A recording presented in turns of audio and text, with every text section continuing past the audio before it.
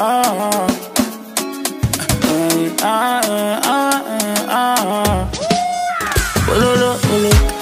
tomber. J'arrive, me laisse tomber. J'arrive, me laisse tomber. Hola, comment allez-vous? J'espère que vous allez tous très bien. Alors aujourd'hui, je reviens vers vous avec une nouvelle vidéo qui a pour thème nos vies de maman. Et oui, sur cette vidéo-là, on sera plusieurs intervenantes. Je vous laisse les découvrir. À tout de suite. Coucou tout le monde. Alors, je me présente. Je m'appelle Stéphanie, j'ai 28 ans et je suis maman de 2 petits garçons. Donc, un petit de 6 ans et un de 3 ans. Bonjour à tous. Alors moi, c'est CLB, 37 ans. Ça se voit pas, je sais. Maman de 2 filles, de 8 ans et de 3 ans. Je me présente, je m'appelle Jeanne, j'ai 33 ans et j'ai un garçon de 14 ans. Hello, me revoilà. Alors pour moi, le rôle d'une mère, c'est s'assurer du bien-être de son enfant. C'est de participer, de contribuer à son développement. C'est surtout de l'aimer. Aimer vos enfants, tout simplement. Le rôle d'une maman, pour moi, c'est d'apporter les bases pour que l'enfant puisse entamer sa vie d'enfant, sa vie de jeune enfant et sa vie de jeune adulte. Donc selon moi, le rôle d'une maman, c'est d'apporter un équilibre à son enfant, de l'accompagner tout au long de sa vie pour lui donner les bases pour plus tard. Une mère, en fait, c'est un tout. C'est quelqu'un qui est là du début jusqu'à la fin de nos jours. Une mère, c'est la base. Ce qui compte le plus, c'est le bonheur de ses enfants. Tant qu'on n'arrive pas à faire ces choses-là, pour moi, c'est pas être une bonne mère. Une bonne mère, elle donnerait tout pour ses enfants, même sa vie. Donc c'est ça le rôle d'une bonne mère. Alors, pour moi, être une bonne mère, c'est être à l'écoute des besoins de son enfant, de ses enfants. Être une bonne mère, selon moi, c'est de temps en temps s'oublier. Oublier la personne que l'on est pour pouvoir leur donner ce bonheur-là. Être une bonne mère aussi, selon moi, c'est se sacrifier par moment pour le plaisir de son enfant. Être une bonne mère, c'est aussi s'amuser avec l'enfant, c'est rigoler, c'est passer des moments de bonheur avec l'enfant. Et c'est aussi savoir s'adapter à son enfant pour pouvoir répondre au mieux à ses besoins. Une bonne mère. Pour moi, être une bonne mère, c'est déjà faire de son mieux. C'est déjà pas facile tous les jours, donc courage à nous et faisons juste de notre mieux en fait.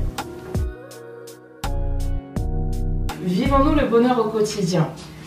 Alors quelque part je dirais oui, parce que la sensation de bonheur que nous apportent nos enfants au quotidien, les bisous, les câlins, c'est le bonheur. Et de l'autre côté je dirais non, parce que la charge physique et mentale qu'on a à affronter tous les jours fait qu'on ne peut pas vivre le bonheur au quotidien. Je dirais vivre le bonheur quotidiennement, c'est un mensonge. Parce qu'on fait semblant des fois d'être heureux par rapport à nos enfants. Mais des fois, au fond de nous, on est blessé, fatigué, mais devant nos gosses, on est obligé de faire semblant certainement. Dedans, montrer que tout va bien. Non, on ne vit pas le bonheur quotidiennement, mais on est obligé d'être heureux, on est obligé d'être debout par rapport à nos enfants. Parce que si on baisse les bras, ça ne va pas. Alors oui, c'est vraiment un pur bonheur d'être mère, même si parfois il est difficile de gérer la fatigue. Alors c'est vrai que dès qu'on est fatigué, on devient tout de suite irritable et les émotions se transforment. Mais c'est vrai que je vous donne un exemple quand je suis là et que mes enfants viennent me faire un câlin, me dire des mots doux. C'est vrai que ça me procure un pur bonheur. Donc d'une part, je vous dirais oui, tout dépend de comment vous vous sentez en fait. Vivre le bonheur au quotidien, franchement ce serait pour ma part assez compliqué. C'est pas facile tous les jours, mais je pense qu'il suffit juste de moins d'essayer de créer son propre bonheur. Mais déjà, rien que de voir le bonheur et la joie dans les yeux de mes enfants me procure du bonheur. Maintenant, je ne saurais pas vous dire si il est possible de vivre le bonheur au quotidien. En tout cas, pour ma part, je le crée. Le repos et prendre soin de soi, c'est des choses que je ne fais pas depuis que je suis maman. Enfin, j'ai beaucoup de mal à le faire, mais surtout, j'arrive à le faire quand ils ne sont pas près de moi. Donc, j'arrive à me... Quand ils sont à l'école ou dans ma famille, c'est vraiment les seuls vrais moments où j'arrive à me reposer pleinement et à vraiment prendre soin de moi. Alors, j'essaye de prendre soin de moi. J'essaye en tout cas de me consacrer du temps et j'essaye d'essayer de prendre soin de moi. Donc, comme vous le savez peut-être, avec des enfants de bas âge, c'est pas tous les jours facile. Et pour le repos, est-ce qu'on se repose pleinement à partir du moment où on met un enfant au monde? Je sais pas. Mais on essaye de dormir un petit peu. Tu peux plus faire des choses à l'improviste. Comme on faisait avant, on t'appelle, viens on sort, on fait un restaurant. Mais non, tu dois réfléchir avant de dire oui. Est-ce que j'ai fait ça? Est-ce qu'il manque ça? Tout va bien. Je dois trouver une solution pour la garde des enfants. Tout ça, on ne peut plus avoir la même vie qu'avant. Alors selon moi, il est très difficile de prendre soin de soi et de se reposer pleinement quand on a des enfants en bas âge. Voilà, quand je suis en pleine préparation, par exemple pour partir à un événement, avec les enfants c'est très compliqué parce qu'ils sont très demandeurs et donc du coup voilà, c'est compliqué.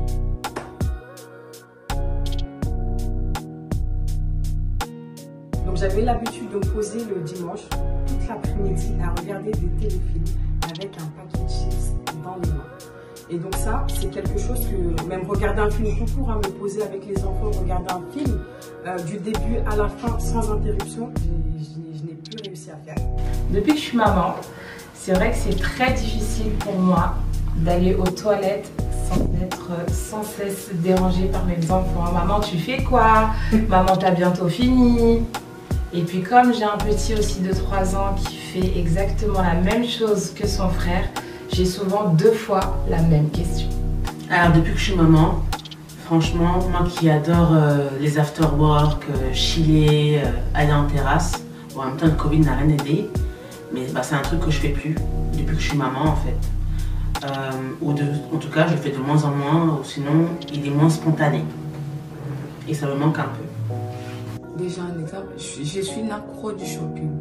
Ça veut dire que quand je suis stressée ou ça ne va pas, j'ai toujours fait du shopping. Mais en étant maman, je ne peux plus faire ça parce que je dois d'abord penser au bien-être de mon fils. Il passe avant tout. C'est vraiment lui et moi je viens derrière. Parce que tant que lui n'a pas tout ce qu'il veut, moi je ne peux pas me faire plaisir. En fait, c'est son bonheur, son plaisir à lui, en fait, c'est devenu mon plaisir. J'ai fait en fait... Je peux pas vivre, je peux pas dire qu'il y a des choses où j'oublie, mais j'ai vu à travers lui. Je sais que c'est pas bien, mais ma vie maintenant se passe à travers lui. C'est d'abord lui, après moi. Oui, ça m'arrive, franchement, je t'avoue, je le fais quand il n'est pas là, je profite pour me faire un petit resto de temps en temps, parce que c'est les seuls péchés mignons que j'ai. Mais même ça, je culpabilise. Mais ça m'arrive de temps en temps d'être égoïste.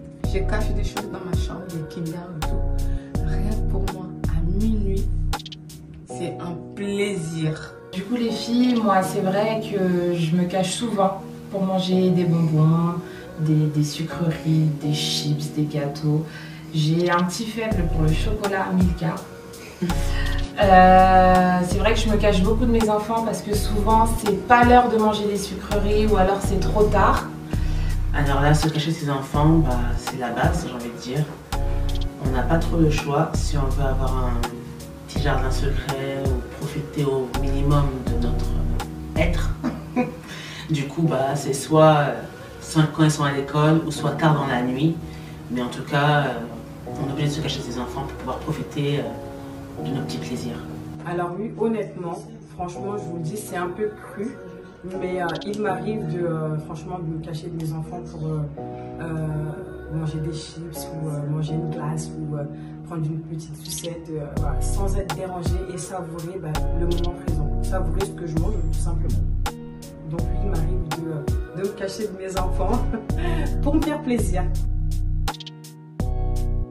Gérer ses émotions en étant maman, c'est sûr que c'est pas facile. On prend beaucoup sur nous, mais il m'arrive des fois de laisser transparaître mes émotions à mes enfants. Je m'en veux pas, ça arrive. Maintenant, au maximum, on essaie de montrer le positif à nos enfants, même si la vie n'est pas que du positif. Alors, à partir du moment où je suis réveillée et que mes enfants sont réveillés, c'est, comment dirais-je en fait, je passe par toutes les émotions en fait. Sur toute une journée, ça veut dire que je peux passer du rire aux larmes, de l'énervement à l'apaisement. Je passe par toutes les émotions. Ça veut dire que ça peut être parfois très compliqué, mais ça reste gérable aussi. Mais le moment de la journée dans lequel je peux vraiment m'apaiser, c'est le moment où les enfants sont au lit. C'est au moment où ils dorment. Voilà, mon repos à moi vraiment, c'est une fois qu'ils ont mangé, qu'ils sont douchés et qu'ils sont couchés. C'est à ce moment-là que je profite pleinement, à ce moment-là de ma vie aussi de femme. En fait, je baisse jamais ma garde. Je garde tout pour moi en fait. Des fois, je sais que c'est pas bon, mais je me dis, j'ai pas le droit. Je ne peux pas baisser ma garde ou émotionnellement lâcher parce que si je lâche, c'est pas bon. Je suis debout, peu importe ce qui arrive. Je dis, c'est pas grave. Je me souviens un jour où j'étais au magasin avec mes enfants, donc j'essaye d'éviter d'aller faire les courses avec mes enfants, surtout au moment du repas, mais bon, vous savez qu'avec le quotidien, c'est jamais facile. Donc on était au magasin et il y en a un qui pleurait parce qu'il voulait tel gâteau et l'autre qui n'était pas patient parce qu'il voulait aller faire pipi. Donc clairement, ce jour-là, j'ai pété un câble, je leur ai hurlé dessus. Et au final, je suis sortie du magasin sans avoir acheté une seule chose. Alors, étant pâtissière à domicile depuis plus d'1 an avec mes enfants de temps en temps dans mes pâtes, en fait, j'ai ma petite fille de 3 ans qui mange tous mes fruits rouges. Donc, que ce soit framboise, fraises, elle les mange tous. Donc, je dois les cacher. Pareil pour ma fille, elle n'aime pas trop ça, mais elle préfère les chocolats. Donc, du coup, chacun a sa partie. Et voilà quoi. Elles sont dans mes pâtes tout le temps et se font plaisir grâce à ça, grâce à nos pâtisseries et nos commandes. Il n'y a pas longtemps, j'ai passé pendant les vacances. Il devait aller à un stage de foot. Du coup, c'est son père qui devait payer, mais sauf que monsieur n'a pas fait. Du coup, j'appelle son coach, le coach m'appelle, il me dit est-ce que c'est possible, est-ce que le petit va aller au stage ou pas? Et moi je dis au coach tu vas y aller, mais fais-lui croire qu'il ne va pas y aller. Mon fils, il était en dépression. Vous savez c'est quoi la dépression? Je n'ai jamais vu mon fils comme ça. Et franchement, ça m'a fait mal au cœur en tant que maman. Je ne pouvais pas rester genre lui dire non, même si j'ai pas d'argent, mais c'est son bonheur avant tout. Du coup, il est parti en son stage, ça s'est bien passé. Super cool. Alors moi, franchement, les anecdotes, regardez, ça me fait déjà rire. Moi, les anecdotes avec les enfants, enfin avec mes enfants, j'en ai des tonnes et des tonnes. Parce que moi, mon fils, il m'en fait voir de toutes les couleurs. Alors, celle du magasin, je vais pas la sortir. Je vais, franchement, parce que dans les magasins, là, je préfère éviter même tout court d'aller faire les courses avec lui. Mais là, il y a une petite histoire qui m'a fait rire. Et même là, quand j'y repense, ça me fait rire. C'est que la dernière fois, en fait, j'étais au téléphone. Enfin, j'attendais un appel très important. Et donc, du coup, je me suis dit, j'espère que quand cet appel-là, il va arriver, il n'y aura pas mes enfants autour de moi, en fait. Parce que vraiment, j'avais vraiment besoin de calme. Et il fallait vraiment pas que je sois dérangée par mes enfants pour voilà, avoir une conversation assez normale. Parce que quand on est au téléphone, avec les enfants à côté, c'est très compliqué. Voilà. Donc l'appel, on m'appelle. Le rendez-vous tant attendu arrive. On m'appelle. Et là, bizarrement, mon enfant, c'est à chaque fois que je suis au téléphone, il commence à sauter dans tous les sens. Il saute par-ci, il saute par-là. Maman, je veux ci, maman, je veux ça. Et là, déjà, je suis au téléphone, mais je suis plus concentrée en fait. Ça veut dire que mon enfant, je suis plus du tout concentrée.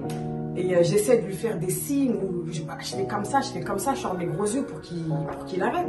Mais plus il sait que je suis au téléphone et que voilà. Donc il s'arrête pas du tout. Et là, il vient, je suis au téléphone, il vient derrière moi et d'un coup, il se met à m'étrangler comme ça. Ça veut dire qu'il vient comme ça. Et il m'étrangle, coup de... Je sais même pas comment on peut appeler ça en fait. Il m'étrangle. Et là, je mets muet. Et je lui dis, écoute-moi bien, arrête tout de suite. Là, je suis au téléphone, c'est important. Il me dit, d'accord, maman. Donc, je remets. Et là, le monsieur me dit, excusez-moi, madame Soumaré, ça va? Tout va bien? Et là, je lui dis, oui, vous inquiétez pas, tout va très, très bien. Et là, mon fils, il revient, il saute sur moi et il me reprend comme ça. Et donc là, je suis au téléphone avec mon fils qui est en train de s'amuser. Voilà la petite histoire qui m'a fait rire. J'ai essayé de gérer le rendez-vous téléphonique très important et mon enfant à côté. C'était ingérable, mais j'ai pu le gérer. Et moi, voilà ma petite histoire pour finir.